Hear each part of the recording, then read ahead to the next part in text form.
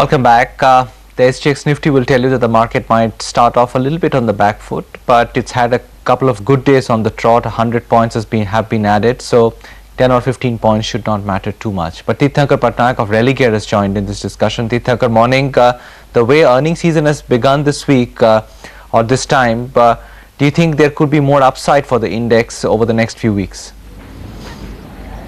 Oh, absolutely. Earnings season has started on a good wicket. While we were expecting only about 8 to 9% on the overall for the headline numbers for this quarter, I think going by numbers, especially with what's happening with large cap IT, we might see the numbers come in at least into the double digits this time. So yes, we are expecting earnings seasons to be better going forward. Do you expect to see revisions on Sensex EPS targets as well, Tirthankar, or a bit early to say that?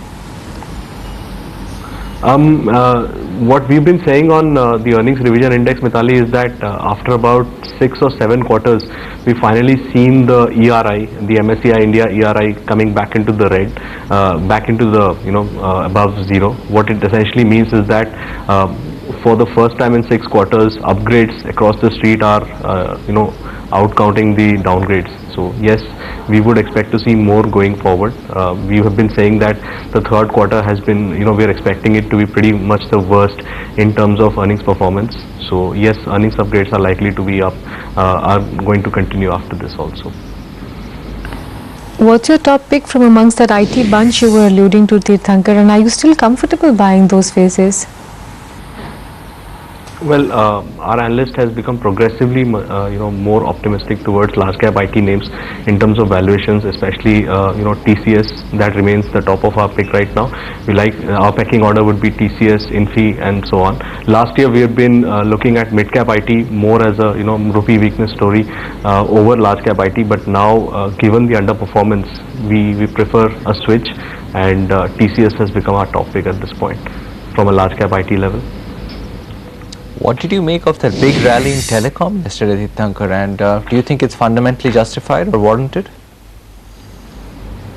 See, we remain cautious on the telecom sector. Yesterday's news, it was varied. One was on the telecom minister talking about a definite date for auctions. Then there was news about potential tariff hikes across the sector. So what we are saying is, yes, Idea has done fairly well, Bharti also, and there was news about the management change at Bharti. We believe that was part of a pre-planned move, that was not a shocker in that sense. What we are advising clients is that after the recent rally, it's time to trim positions, especially both on Bharti as well as Idea. The bank results have been good so far. Do you expect to see more gains in the banks leading into the monetary policy on the 29th? Oh yes, markets, especially debt markets, are pretty much now factoring in a 50 basis point cut on the repo.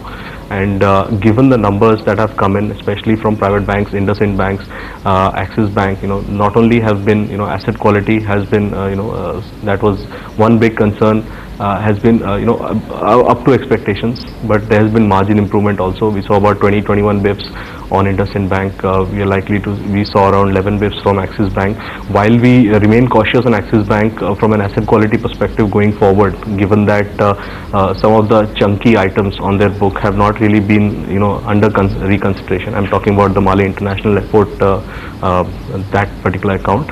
But yes, numbers have been fairly good, and we expect to see more going forward also. How confident are you, Tirthankar, of policy impetus such as the diesel price hike or recalibration that's been talked about, and have you begun to increase exposure there? See, we've been looking at some level of auto fuel price hikes from the government for a longish period now, given the subsidy levels, given the fiscal numbers, and also thirdly, the government's insistence on a 5.3% of GDP fiscal number tells us that they have to take an auto fuel price hike sooner or later. The time to do it is now. because as we've been saying, around the middle of the year, you're getting within shouting distance of the elections, and it becomes difficult to take any kind of unpopular decisions. Then the government has been talking about a graded price hike. What we are expecting is at least 1 rupee or a 1.5 rupee diesel price hike to have come in. What we have been therefore pushing to clients are upstream players, which we believe are likely to benefit more from any kind of subsidy reduction, and ONGC has been a stock that we've been pushing so far. We've been also looking at downstream oil, and at this point we are positive on downstream oil as well. ONGC of course has run up meaningfully. You're also positive cement, Tirthankar. Is that on the back of talk of the price hikes, or is there something else you think that's pushing the sector? See, Mitali, we've been pushing cement fairly all of last year, and it has done well. There was price dips in December, and also the sector has seen sort of a de-rating after weak expectation of Q3 results, and but yesterday, day before, the sectors have been have started to pick up. Our cement analyst does a comprehensive dealer check for from over 35-40 dealers from all over the country, and we are seeing price hikes of rupees 15 to 20 per bag across India, and we are expecting numbers therefore to be much better in the fourth quarter, and we remain positive on the sector. So Ultratech, Ambuja, JK Lakshmi, Shree Cements, they remain our top picks in that particular sector. Mr. Tulsian, there's been some excitement in MCX and financial technologies once again, leading up to probably the launch of the equity segment for MCX. Would you buy any of these? Yes, Udyan, maybe the near-term positive is seen in both, and I think that may be valuation. Tirthankar, up until now it looked like liquidity was what was creating a cushion for the market. Given the point you're making about earnings, what do you think might be a strong base for us over the next couple of months?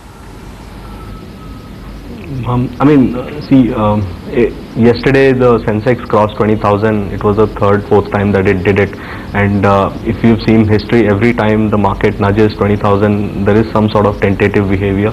We believe, however, this time when the market crosses 20,000, it will be for keeps, and I think 20,000 will be a base for the market going forward.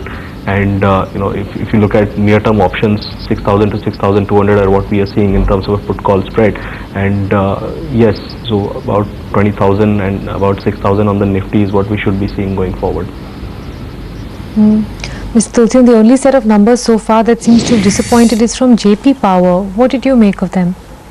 Yes, Mitali, indeed disappointing numbers, and in fact that kind of disappointment was not seen, and I hope that they don't repeat the same numbers as our oil. What are you expecting from Reliance on Friday, Tirthankar, and what's your positioning on that stock now? See, we've been pushing clients to move away from Reliance. We believe, while the GRMs this time could be good, especially after SR Oil results, we've been saying that the way to play it right now would be moving out of Reliance and into ONGC, which we have been pushing to clients over the last month or so. And largely from an oil and gas perspective, we are advising clients to move away from oil players to gas players. In terms of a portfolio positioning, we are saying that your portfolio positioning should move from about 50-50 gas and oil to about 20-80 in favor of gas. So gas is the big theme that we are playing for this year in terms of the energy space. You're also betting on media to deliver stronger than expected profit growth this quarter, Tirthankar. Any specific picks there, because it's been an active sector in the non-index category? So Sun TV, Z are our picks in the sector. We also like Hathway, in the media space. Okay, let's take a break on that note. When we come back, more on trade. This morning things are quiet across Asia and for the SGX.